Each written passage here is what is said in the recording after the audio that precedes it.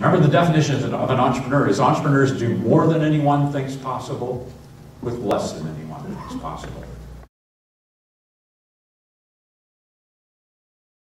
The best way is to do references and ask them for at least 3 references. And don't rely on just the ones that you gave them. When you ask them, tell them, I want to hear about 2 of your failures. I want to hear about the venture where you added the most value. I'd like to hear about the venture where you were luckiest. And things just work great. And then don't rely just on their ventures. Have another mentor, a counselor, somebody in the community, a lawyer who's worked with VCs so you can do your own shadow references.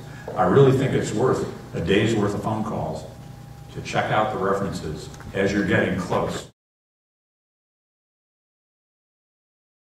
I think if you're at a place in the development of your company where you just want money, you've got the board that you want, you've got the business proven that you want, you'd like maybe some financial expertise as opposed to operating expertise, talk to PE firms. They are sometimes, but generally not staffed with entrepreneurs or engineers or people who are useful in the early phases of a business. But they've got a really useful role, a good role to play in the economy.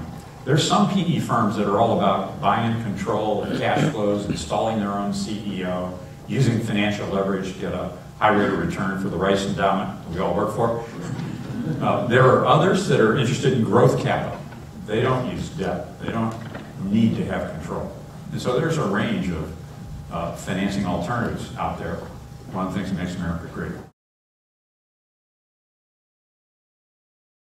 And what they figured out, and they were first to figure out, is that the biggest single problem for small businesses is what? Who knows? Customers, exactly right.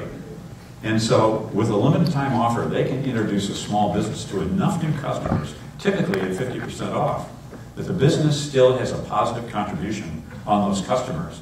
They fill the empty seats in the restaurant, and they split those savings with the venture. And it is the largest, most rapidly growing company I've ever seen. Some analysts estimate they did over $1 billion in revenues last year.